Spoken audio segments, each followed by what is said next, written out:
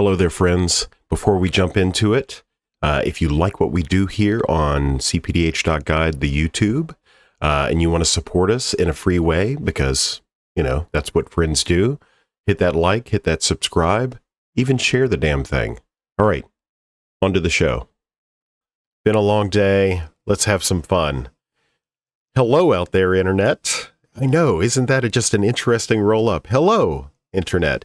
PDH Internet, to be specific. Today, you're probably asking yourself, why is Clay doing a video that's not related to data analytics, although there might be data, there might be analysis, and why aren't we talking about a tournament that was recently won? You know, why do I have this beautiful gentleman in front of me? And the answer to that question is, I lost in the finals. Quite pointedly, I'm the kind of person that loves to amplify voices where I can, and gosh darn it to heck, if this gentleman here doesn't deserve to be amplified. Not that we're doing that with my small sub count, but I digress. My man Lobbert here. Yay! And the crowd rejoice. Yeah. So yeah, Clay jumps up and down, and like if you do what I do and bring more people to the format, Clay's going to call you the most beautiful person he's ever seen. Apparently, is what I've learned. So I mean, okay. So not to put too fine of a point on it, I mean there are creators in the space that do attract a lot of attention. They are potentially beautiful people on the outside. They may not be potentially beautiful people on the inside. That's, you know, not for me. That's between them and, you know, their pillow and Jesus, you know, or whatever. And I mean, when I say that I appreciate what you bring into the fold, your style, the artistic vibe, which I just simply do not possess, all of those things, your presence. I mean, we just spent several hours in proximity to each other in Chicago. So, like, I mean, I think I can test the temperature on your vibe, your in-person vibe check, and my brother, it is real. And everybody that I know, now this is stuff that you might not know because they wouldn't say it to your face, but everyone that I know in these circles who has talked about you has only ever done so from the perspective of a favorable opinion. So if you can make all of those people happy, then you must be doing something right, is all I'm saying, you know?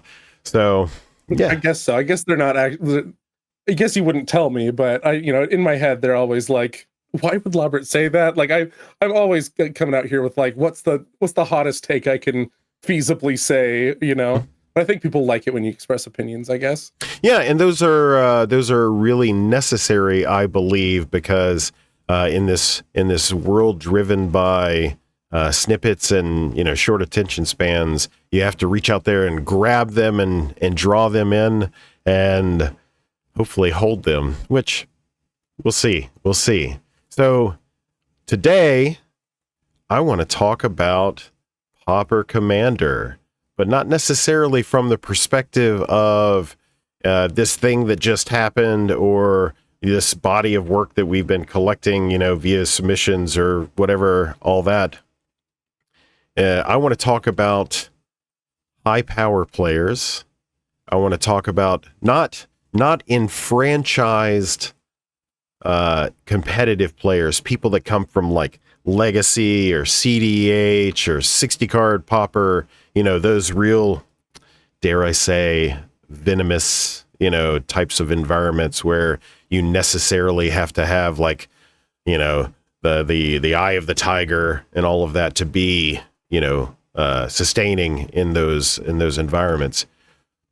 But more the, you know, those folks who have a little bit more of a casual bend to them, you know, that sort of thing. Yeah. So your thoughts on that? What's your what's your hot take regarding? Let's draw them in. Let's keep them. Damn it! You know, what is your hot take regarding high power players in cPDH or PDH rather? So like how to get them to swap over to be competitive players? Potentially. I think that they're willing, and the more that tournaments become available, they're going to, because I think a lot of my success with making my videos is I use examples from your data and, you know, seeing like tournament results to point out like this is what's good and what's not. But they are like optimization topics, and high power and casual players love those topics. Like I think that they're just trying to do something like a lot more experimental. Like they're trying to like the best example I can think of is the other day I thought to myself, can I get Jagged Poppet to work? So Jagged Poppet is a 3-mana 3/4 Rakdos that when it takes damage, you discard that many cards. If you're hellbent and it deals damage to someone, they discard that many cards. So the card is powerful, it does stuff, but it has problems, huge problems. Obviously. There's one list on Moxfield, and then there's mine that is unlisted, but nobody's doing anything with it, obviously, because it's probably not good. But in a casual space, I'm given the space to test what can I do. Can I store enough of my cards in artifacts or whatever that when I need them, and you know, like there's a Traveler's Amulet and stuff. If I need a basic land, go get a basic land. Like my hand is on the table, but it's not really. And you know, do I use like Seal of Doom? Like you can, like you're trying to build a car with square wheels, not because you think square wheels are the next big thing, but it causes problems that you solve, and you're like, okay, well, it destroys my drive shaft when I do this. I have to design a better drive shaft. And then you take that piece and put it in your competitive deck, and you've learned something. And that I do run into problems in my groups in that I'll take something that isn't competitive, like Alert Heed Bonder, tune the crap out of it, and then they're like, dude, isn't this competitive? Like, you just played 3 free spells because they all have Convoke, and you're at 50. And I'm like, oh, well, that one goes on the high power shelf. I've done it, but I learned something, and I was like, okay, now how do I take this further? And that's how I built my Thraben Watcher deck. So I think it's just like, for me, it's a play space. And I love optimization. I think we all do. Like, nothing's worse than showing up to a casual game, and you never do anything. So you said something very specific, and then you kind of elaborated on it lightly, and I want to kind of like look at it more intently. All right. You said the word good. So I think that is for the lack of a better phrase, like a trigger word, potentially. So more casually leaning players and more competitively leaning players will look at that word and extract something different from that. So, like, let's vibe on that for a second. What is the true meaning of good when it comes to deck performance? Maybe even deck construction, maybe even play patterns. You know, now we're starting to. It means it's all based on perspective. I mean, so like, is draw 2 for 2 mana good? Maybe. At what point does it stop being good? If you have 17 of them, is that too many? And like, is draw 2 at that point draw for 2 mana not good enough? And the more out there I've been with my deck building, like, I need that space, because I can't burden every competitive pod with what bull crap that I'm trying to do. That was actually one of the problems I ran into a lot with moving from casual to competitive, was that when I made the move, not everyone in my pod had fully fleshed out of like, this is my competitive deck that can compete with the top tier decks. We were all doing our best and had our best, like the best deck that we've ever built all together, and for our meta that we had just created that was competitive.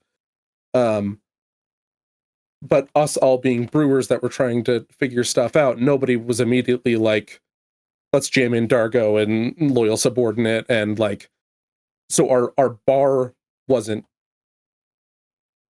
set for what we would actually expect to see going against the best players in the world. Yeah, so you brought in a couple of concepts there that I think are important. I have a similar experience with EDH. When I moved here to Fargo in 2016, it took me about a year to find a local play group, basically pirating people from the LGS.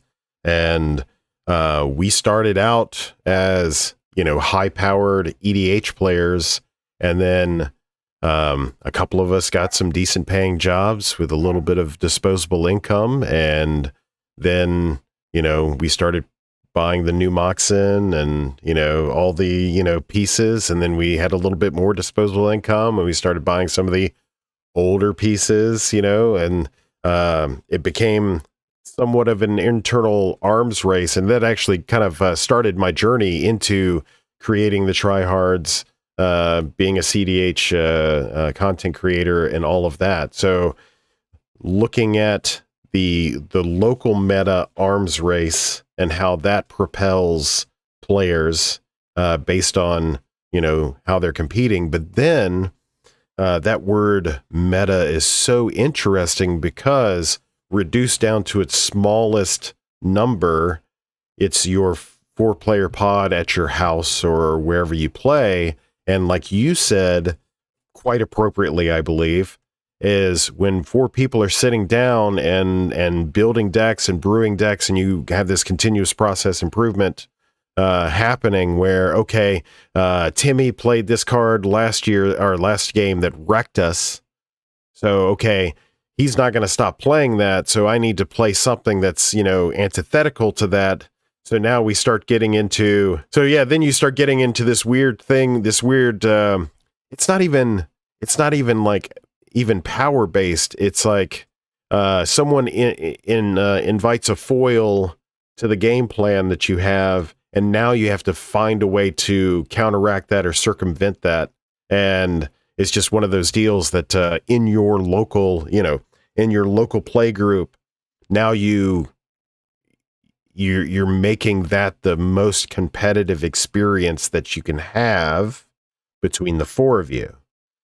Now we start talking about concepts of scale and you pointed to that a few minutes ago when you're talking about external research. And whether you're playing, in the EDH world, there's an infinite, seemingly, number of resources that you can plug into. Content creators who do a specific thing, EDH rec, all of that stuff. We're starting on the Pauper Commander side. We're starting to get that nice diversified base of creators and resources and stuff like that. It wasn't always the case, but we're starting to get that. So there's still like an opportunity for those 4 players to look externally at some resource. Now we get into the part of like, maybe there's a disconnect in understanding. So like if you're playing a Minthara list in your local play group and you see somebody talking about Malcolm Kedis, you're like, okay, I get it, but what does it even do? That was when I was only still playing in casual pods. I was I looked at combo decks, and honestly, some people sat down at our tables with combo decks and they just didn't have blockers. And our meta was so hyper, like, combat is so important, and if you're open, you show vulnerability in that way, we're gonna smash your face in so much faster than like. And we all kind of agreed of like they're the biggest threat. Let's they're playing the meta cPDH deck. Let's kill them. And that's not something that when I've stepped out of those circles has been replicated, but it's something I had to like consider. And like why when you go against a lot of my older decks, they're just like monsters in combat. They can't stop a combo. But I did want to go ahead. I did want to say, so that arms race that gets people into competitive, I think that's honestly the biggest answer. That, like, I think you answered your own question of like, how do we get people into competitive? And it's teach them not just how to play the best decks of like, here, I did it for you. That's boring. Nobody wants to do that. Like, that's why we're not just playing 60 card formats where it's like, it's a diverse meta. There's 20 to 30 decks. No, I want to feel like I put these cards together and did something, and I want to understand 100%. And it's those tools that are causing all of the problems in casual Commander, where now everyone knows how to upgrade their deck. You go to the EDH rec, you look at the top cards, and you're like, I've done it. My deck is now better. Like TCG player ordered. Okay, good. Yeah. Like I had a friend that had never played EDH, had hardly played Magic, but I'm like, here, you want to get into Magic? I can't convince you to play PDH. You're going to play EDH because that's the most popular one. He's like, great. Okay, what commander do you want? Here's your resources. Here's EDH rec. Here's Mox Field. Here's how you use the deck compare feature. Here's the best lists in the world and how you find them. And the list that he showed up with, his first list that he made, was great. And it's not because he's a genius. It's because they made it easy and let him understand. Crowdsourcing. Yeah. So I definitely agree, and that's kind of been my take for a little bit. My approach would probably be more apropos, but like my approach, like I recognize that there is a threshold for certain commanders to be like inherently better than others, but also I still firmly believe that if you can take I hate to put it this way, if you can take a less than competitive commander, and if you apply two things, if you apply great deck construction and you apply player skill, right? So a recognition of this, like a strategic recognition of the moment, right? If you can employ that and then have a great 99 or 98, set of cards, you can take a lackluster, that feels so dirty. Reasonable. You can take a rogue or off meta commander. Hey, we did it.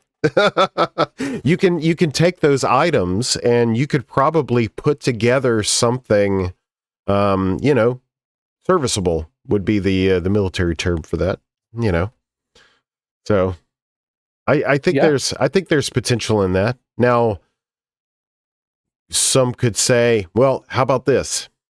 And I don't pride myself on having great thoughts, but here we go. So anyone who has ever tried to master anything, fishing, martial arts, automotive repair, you name it, anyone who has sought to engage in the journey to master a skill or something like that recognizes that the process is number one, a journey, sometimes a long one. Number two, that there's definitely a macro and a micro to those processes. As you learn the basic concepts, you're at the macro, the upper stratosphere, the macro of macroist, levels. And you're like, okay, this thing functions in this way.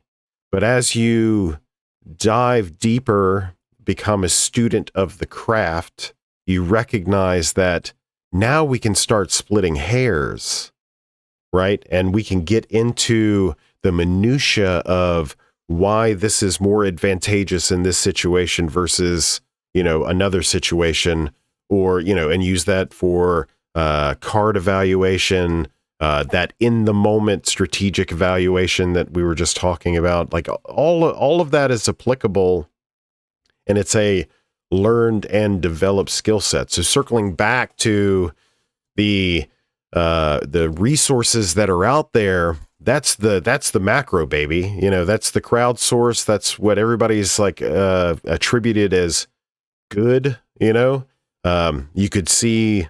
I think there's value in looking at people. In fact, I started doing a little bit on the back end of annotating which decks made top 4, because it's not necessarily the person who won, because there's a lot of variance, that happens in Magic. So yes, the champion deserves their due. However, it's worth noting that, getting into the minutia, that that variance that happened in that particular game based on pod composition and seat position and what they had on the, the top 7 cards or top 21, depending on how they mulliganed, that sort of thing. All of that played a small part to include decisions, during those rounds, so yeah, that's what I think you said, getting people enticed into that journey, and then not only giving them the resources to do so, but like specifically coaching them on action items versus like handing it to them. Did I wrap that up? I think so. Yeah. I tend to get a little long-winded myself. Yeah, I get long-winded, and then I just kind of reflect, which is why I do mostly edited content. Mm-hmm. It's because like I need a script to always like I always I always just go over everything that I say in my videos at least like 9 or 10 times. As I mean, the product is wonderful. So like, so I can think of a couple of lists that I've seen recently. So Cyberman Patrol is one, and Lord help me, I can't think of the name of it, but you'll probably be able to pick it off. It's that Celestia commander that has protection from black and then has threshold. A Mystic Enforcer. Yeah. Mystic Enforcer. So these are two commanders that I can think of here recently that are frankly not mainstream meta choices. However, I have observed 2 pilots who are specializing in those lists and trying to do the best that they can with those decks.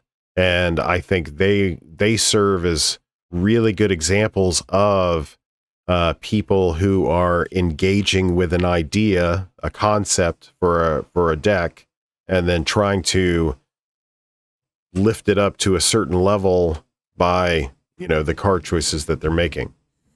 Yeah, like if you go down to at least my local card shop, and I think most local card shops, and you set up an EDH tournament and put prizes on the line, by definition, it is now competitive. There are prizes on the line. People are incentivized to bring the best thing that they have to try to claim these prizes. Mm-hmm. We're not putting any no infinite combos, anything like that on it. But you look around at what people actually bring, and it's their baby. It's whatever deck that they find most interesting, that they are expressing their personality with.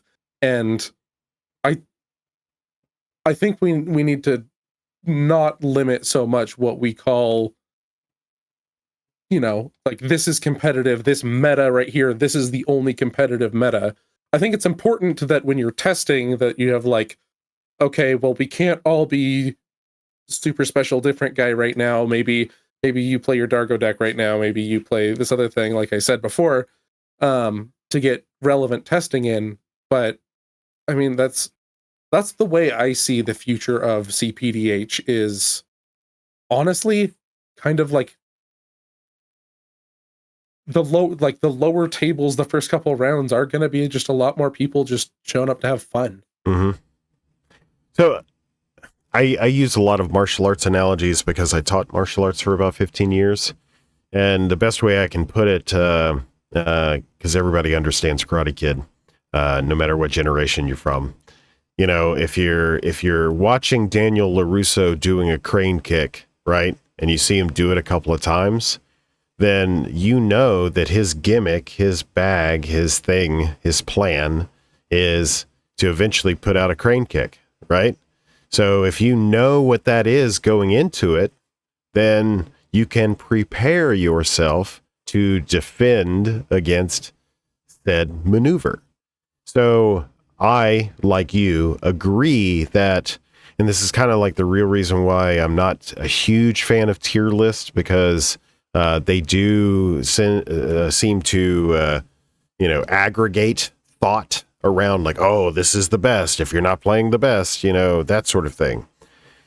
No, it's not that they're not quote unquote the best, because there's probably, hopefully, that tier list is based on performative data or informed by performative data. What that list represents is these known quantities, the Daniel LaRussos that you're going to have to face. And if your deck doesn't perform well against a Malcolm X deck or a Dargo X deck or an Abdel or a Gretchen, the list keeps going on, a TPI, yada, yada, yada, then if you're not informing your choices based on those potentials, then you're likely going to have an expected result,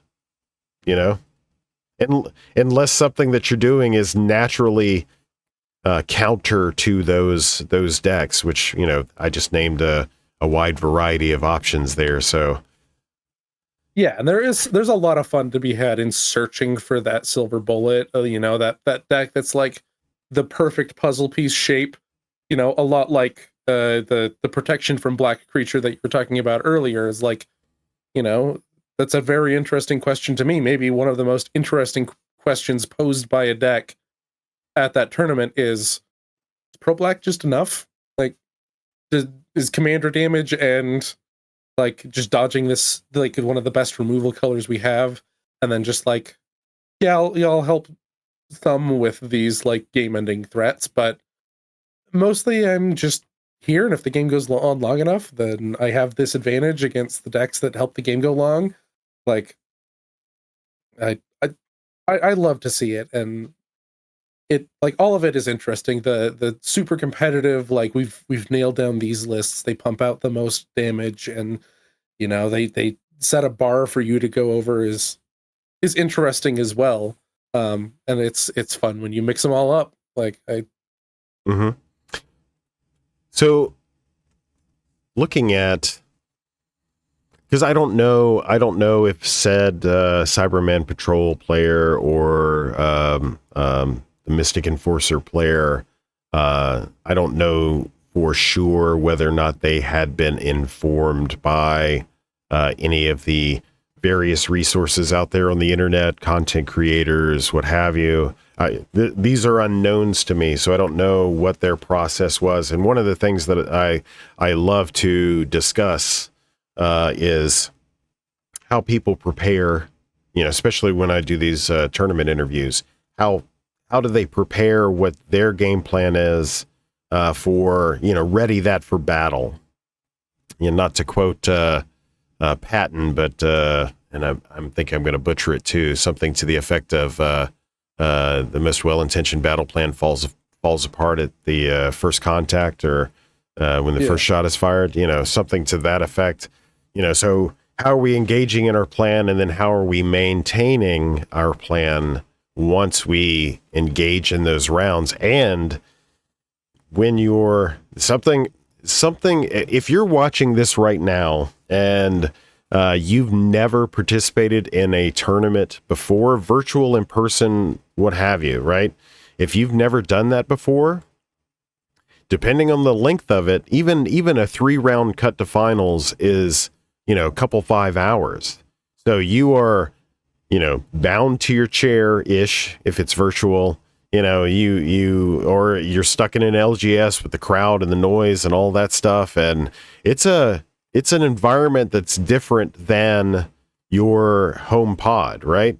So you have all of this environmental things happening, your anxiety's through the roof, if you're not nervous, hell, I'm nervous every single time. So, you've got the adrenaline and the endorphins and all of this stuff pumping. How did you prepare for that? Like if you were goldfishing and you're like, oh man, I can do this in my sleep, blindfolded, whatever. Yeah. But then when you're put in that environment and you're facing, other players with all of that going on, how does that affect your performance? Some things that we don't think. That's something that I can I can speak to a lot. I can count on my fingers how many panic attacks I've had, but the majority of them have been at Magic tournaments. Mm-hmm. And the way I decided to prepare for that was, I think I'd play a ton of Magic Online, and my heart would get pumping a little bit, but it wasn't anything like sitting across from the table at a big event with prizes on the line. And what really would always get me is when I was the last person playing a game still, and there were 30 people all standing in a circle around us. That really gets to me. And the thing that I came up with to do that is, I don't have the time on Fridays to do like FNM or something, but I stopped pausing my video going on my other monitor, because I always watch YouTube while I'm playing. I stopped pausing it so that I could just have noise while I'm trying to think, and it made a huge difference. So in this proposed journey, yes, you out there in the internet who is looking upon this video, if you made it this far, we're half an hour in, if you've made it this far, good on you. Like, this is all about showing love to those folks who are, playing the regular pods at their home, who engage with the format lightly through Facebook and memes and that kind of stuff, and then get enticed by, the Sanctuary PDH or Common Cause, hanging a carrot out there, Moxfield friendly, for charity, all of these things are like, yeah, I can go have a good time with friends, and yeah, it's going to go for a good cause. And man, I've got this, I don't even know what, deck, or I've got this, one of my favorites from RIW last year was Rocco Slivers. Yeah. Sorry, I got too excited and lost my train of thought, which happens all the time.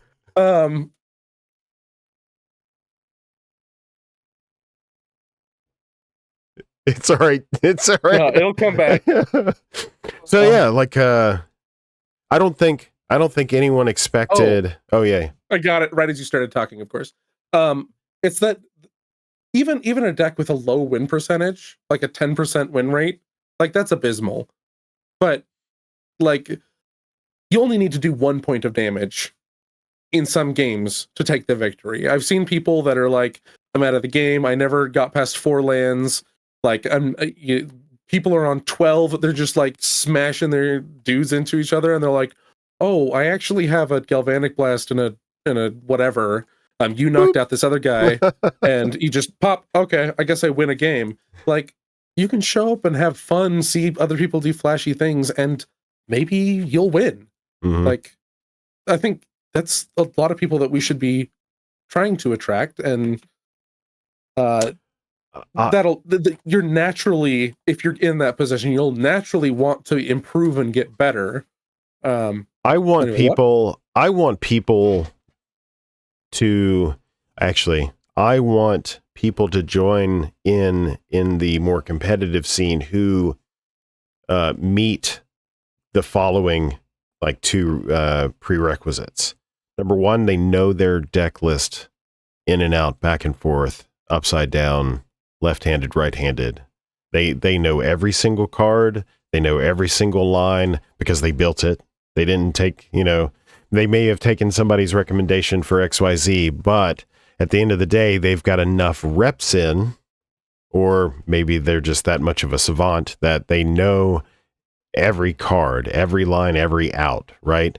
That sounds more like two groups of people, super enfranchised competitive players who are playing, well, more cEDH than anything, who spent, $10,000 to $14,000 on a deck, and that's what they're playing, right? They're just super good at it, and they've got 1,000 reps in with the list.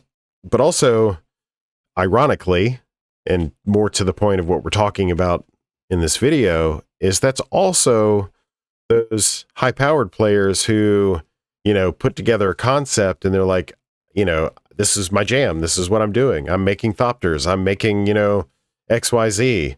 I'm doing this thing, So I want to see people who have those reps in and who know their list back and forth. And ironically, those are descriptors for two separate sects, but, that have more in common than they might think, right? Yeah. I go a lot further than you in that I want warm bodies in chairs playing Magic, and I don't care. I've thought a lot about it. Like, I had this moment where I was playing in a tournament, and the optics of my deck are really bad if the more casual people are in the pod. I just hit my camera. I'm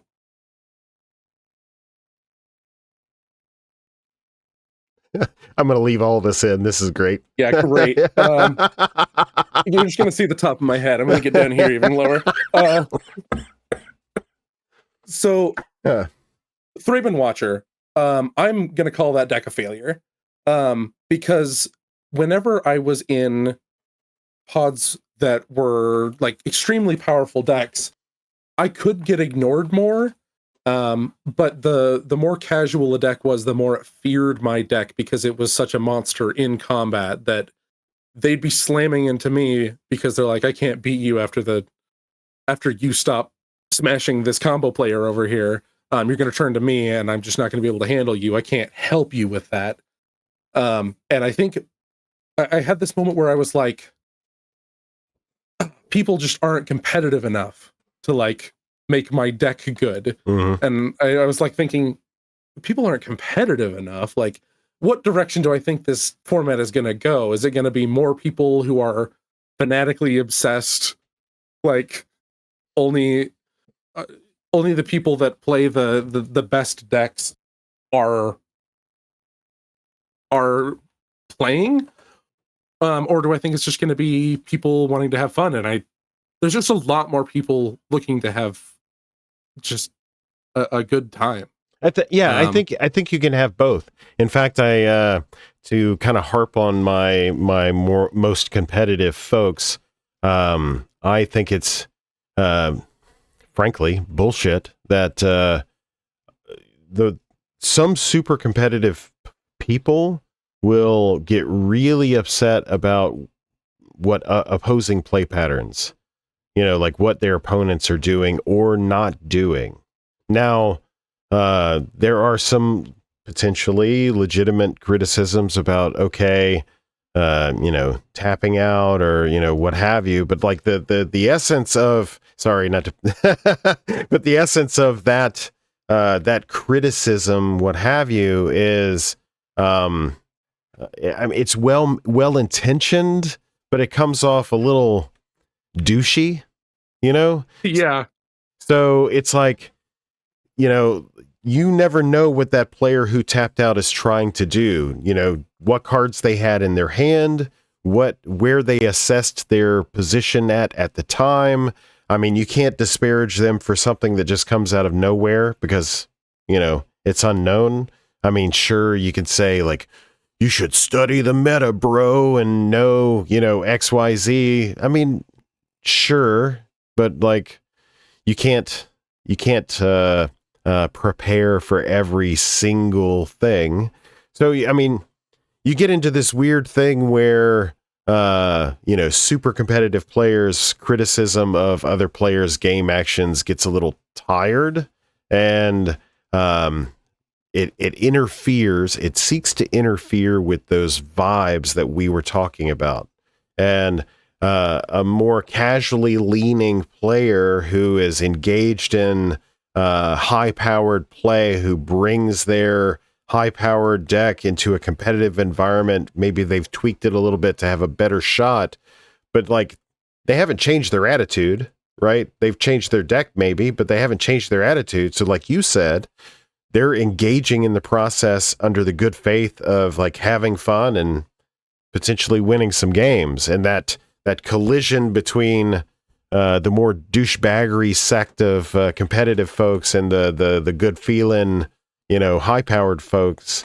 My concern is I don't want people, competitive or not, I don't want people leaving the event with a bad taste in their mouth. So, Or just like not showing up because they fear being judged. Like that would be the worst thing that could happen to me. And I think that a lot of people, like, I agree that there have been some sentiments in the community that I'm like, I'm not on board with that. Like, I phrase everything really specifically because I just hate the idea of somebody feeling like they can't join a community where I just want to be friends with them. We want to welcome them in and have more people. And like, I want games to fire at 4 a.m. so that Europeans can play, like I just want more people playing the damn thing. Yeah, exactly. Yeah. And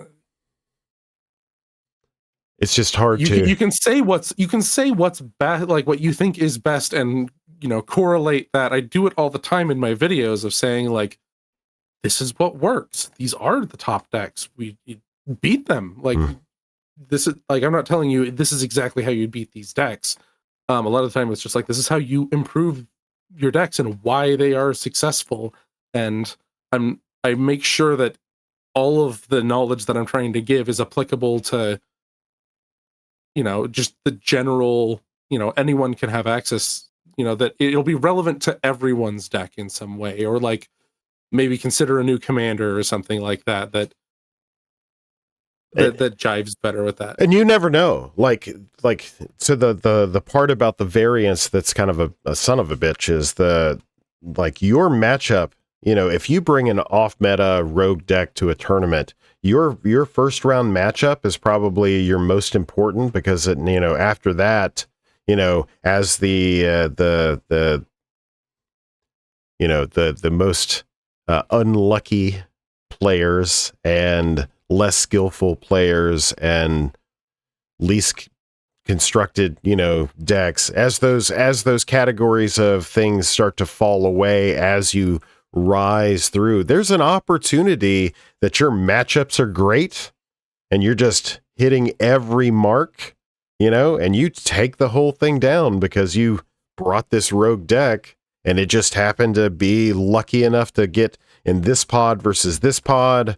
There's always a snowball's chance in hell, right? That, you'll just magically arrive at the thing.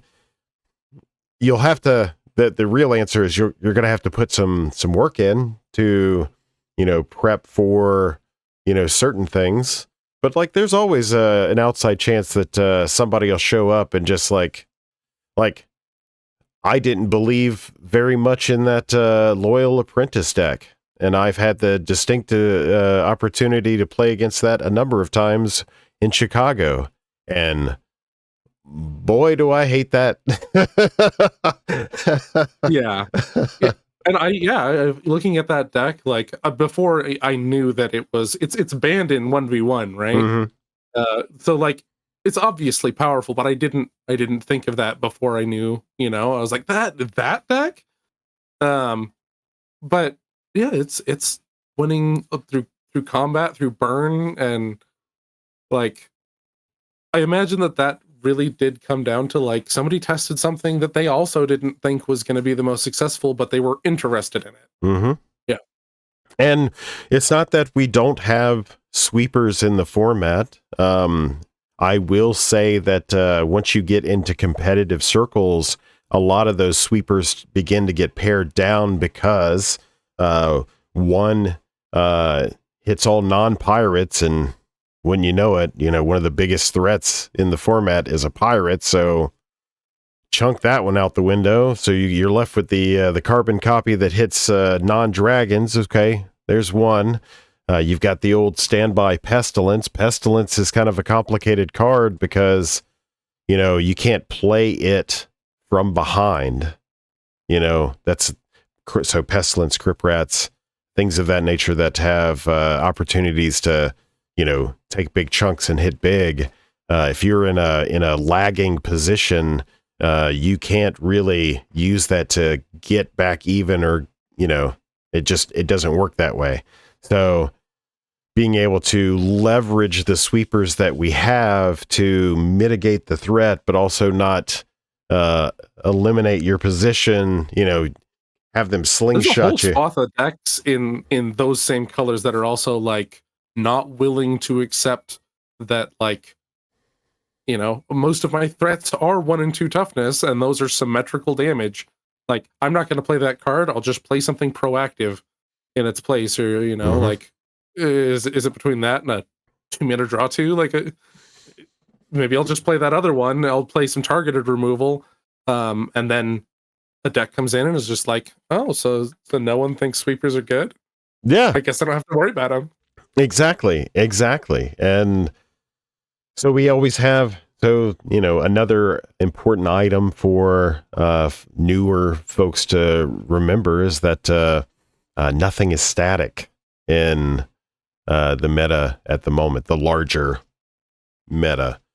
As archetypes become more developed, which it's only taken 3 years, but here we are. As some archetypes become beginning. Yeah. As some archetypes become more developed, there are definitely opportunities for that pendulum to swing in all directions. And the thing that might not be good this tournament might be stellar in the tournament thereafter. So there's even opportunities to, for those players bringing those rogue decks to keep at it like they do, and just keep bringing the same deck to the tournaments, and they're bound to score something.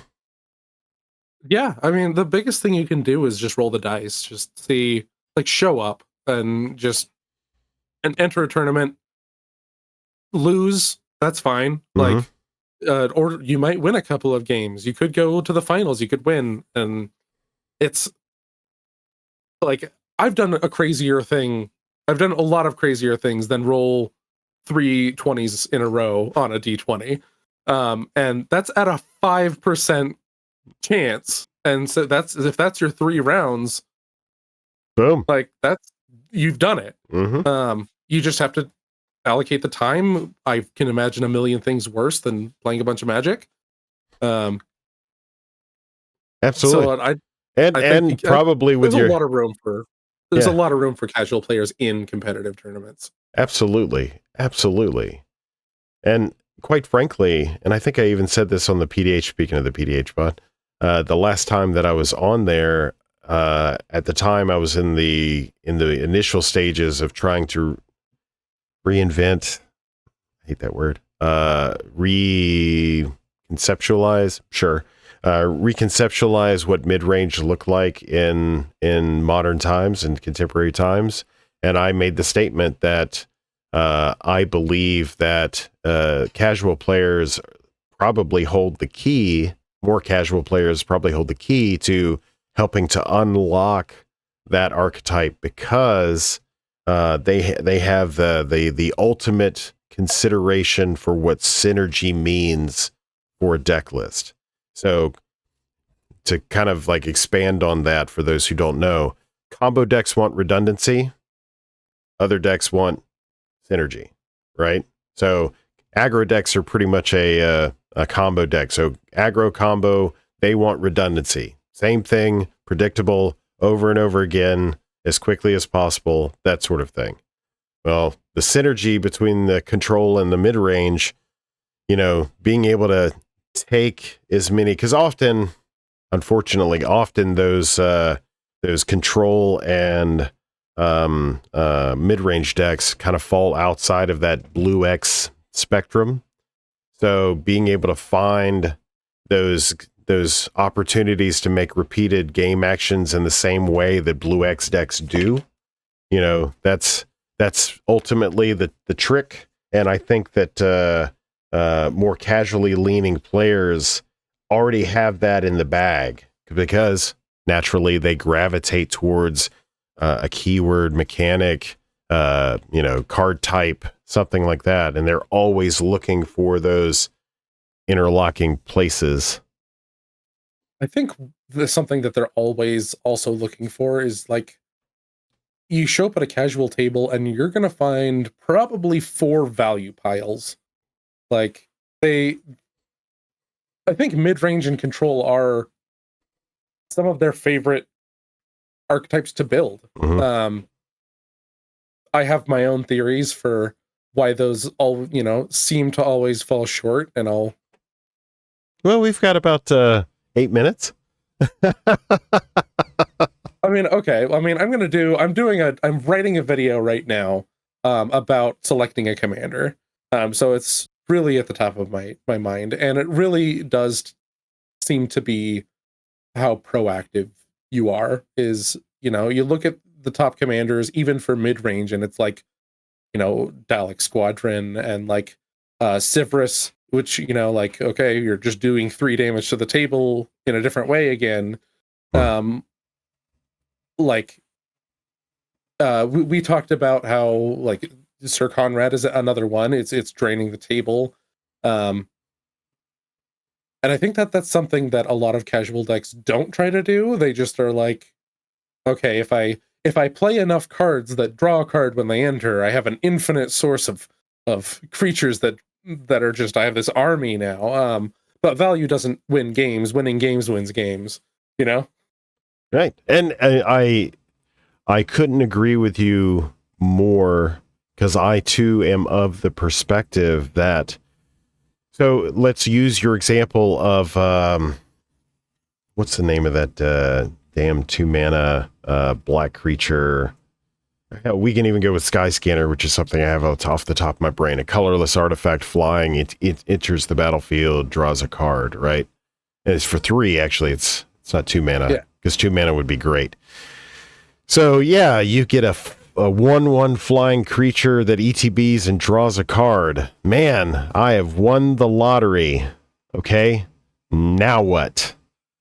So I too believe that mid-range and control list need to leverage, like, it's I think of it in terms of like a flow of energy, especially from the control perspective, because sometimes you just want to like hang back, and then when it's time to turn the corner, now you're, imposing, your game plan on the table, and that is very much a forthright and in your face, like, direct flow of energy outwards and proactive, all these, synonyms for describing this very thing, where I'm not just, reserved in my stance, but I am active and engaged and making the damn thing happen. And even more so for mid-range, I think, which would include, dare I say again,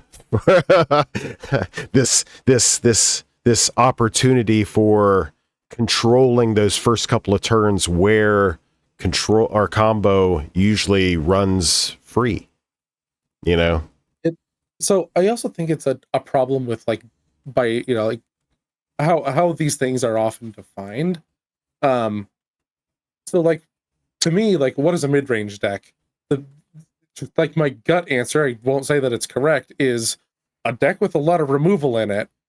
Like I think that the right answer is something different, and like control is the same of like a lot of removal and counter spells in it. But then the best isn't the best. You can answer me this: isn't the best performing archetypes aggro and combo, right? Mm-hmm. Those describe how you win the game. And I think that there's a lot of control decks that in other formats they are all control elements, but the key to their success is they have super compact win conditions, so that their deck can just be control. And like one of the most successful decks that we see for control is Aaron Street Urchin, and that is based all around killing everything. But Aranus, you can also send the damage at face, and it's just so obscenely powerful that if you're like, oh, what other control deck holds a candle to this, and I can't really think of any. Floodgate is a well-performing control list. I wouldn't consider Conrad. Conrad is still in testing. Isn't Floodgate a combo deck? Doesn't it win through Peregrine Drake flickers? So I mean, to that end, so you have a control list with a combo finish. That's in my mind's eye. If you look at, and I've done a lot of studying, especially with Finhorn Brownie, on what archetypes mean for PDH as compared to other formats. And we've recognized that you basically have to synthesize those ideas down and then make the common conversion to be able to apply that specifically to Pauper Commander. Because a stacks list in Legacy looks nothing like a stacks list in Pauper Commander. However, there are some common concepts that run throughout that seek to make that connection. So, like, to your point about what you propose a mid-range list to be, we are largely drawing from those other formats, but how do we convert, to the commons and apply that theory? Yeah, and I think a lot of people like want that to be a thing of like, is stacks its own archetype? Like, isn't it just another form of control? Like, but they really, I just see like people really want to draw their analogs and like, well, there's always going to be these archetypes, and like there's so many commanders, there's gotta be some. But so far I feel like the definitions, like I'm just gonna go back to the definitions more aptly describe how they win the game, and the ones that don't do poorly. And I think that's a great point, as we can wrap this up here in these last few minutes. That is probably the most interesting way I've heard that described to date. When you said aggro and combo are not just archetypes, but they actually describe how they win the game. Yeah, and when you look at the successful combo control decks, they just win in those same ways. Like, yeah, through combat or combo. Yeah. Yeah. Huh. Well, shit. No, I think that's great. Another reason, well, one of many reasons why I seek out these types of long form discussions is because it part of it is really truly in stewardship of the meta, the cPDH meta of the Pauper Commander format. And I take my role in that stewardship very seriously. So like that's why I've thoroughly enjoyed this conversation. It was long overdue for one. So we might have to bring you back. The people might want you back next month. So, I guess we're just going to have to make it happen. So, maybe. I'll give you a maybe. I spent too much time on Magic as it is. Mhm. So I know, it's been a while since I've gone on Chris's stream. It's been like a year since I've been on the PDH pod. I might have to win a tournament and talk to you. Do the damn thing. So did we accomplish a goal in our discussion? What is our synopsis? I don't know. Did I convince you that it's more worth your while to maybe try out a game of casual to test out a crazy theory you might have? So, I mean, in fairness, I already have a partial answer to that. I actually played a number of casual games recently at Chicago, what have you. For those who weren't there, we had some very busy tables, and quite often, you'd have to, your boy would have to jump in to fill in a fourth, seat somewhere to either introduce someone to a game or, get a newly enfranchised player in, or someone who traveled all that way just to play PDH, get them another game. I'd have to flex in and fill a slot. So, about half the time I would take my Garnet deck and basically pull punches a little bit, to not necessarily engage in my competitive behavior to make it operate the way that I built it to operate. Other times I would borrow decks, like I have a Pals Meta deck that was given to me in Vegas.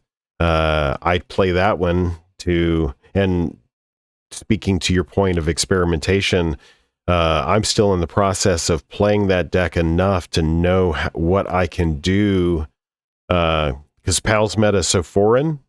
So, I have to play it enough to get into the mind of the brewer to know what their choices were. So that way, when I go to modify the deck, I can do it in the spirit of what they intended. So that way, because it'll be my go-to, like, casual stream deck, that sort of thing. I would encourage you to not do that. Just make it as powerful as you can, barring maybe some casual players don't love combo unless it's like 5 or 6 cards, like super janky. Mm-hmm. But I like some of the most fun I've had is just I think you could take your Garnet deck, don't pull any punches, and just see what happens. Have some confidence in players playing casual that maybe they can handle it.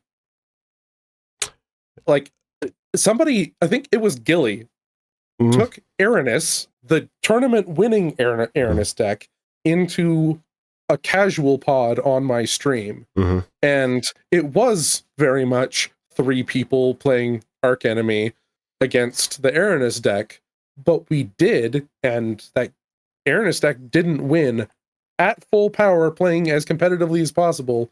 They lost. Mm-hmm. And that's a whole other topic, about just what are the optics of your deck? Are people going to have to, are you going to be perceived as a threat, and are people going to want to attack you? Does casual Tatyova exist? The answer is no. Sure, there are some commanders that are shadow banned. Yeah, for sure. Somebody showed up and we're like, "Oh, I built this Gray Merchant deck to be casual," and I was like, "We know how that one works. That it has graduated." Yes, right on. But there's a lot of decks that, and I think I've played against Garnet decks that same person played the deck in both types of formats, casual and competitive, and casual decks are more equipped to deal with combat damage and pinging than I think most competitive decks are. Yeah, because higher likelihood of life gain and things of that nature. So yeah. All right. Well, that is, by the time we do a little cropping and what have you, that's an hour. holy shit, time goes by really quickly when you're having fun. So, anything to add? Of course, his name is Lobbert. Where can they find you? Those people who don't already know that you're like awesome on YouTube and, you know, have a Twitter and all that stuff. Really, just search for Lobbert, Lobbert in YouTube. I'm sure you're gonna tag me, or there's probably a video in the related that is mine that you can just click on. And I'm gonna be the next video that I come out with is going to be selecting a commander, and it's gonna be using competitive data to try to apply that to just general commanders that you can use in casual. So check that out. My last video was on how many tap lanes you can play. And I just keep using Clay's data over and over. It just keeps coming in handy. So Sweet. thank you Absolutely. for putting that together. Absolutely. I do it for the people. We need it. Right on. All right, folks. Until the next time, we'll catch you on the flip.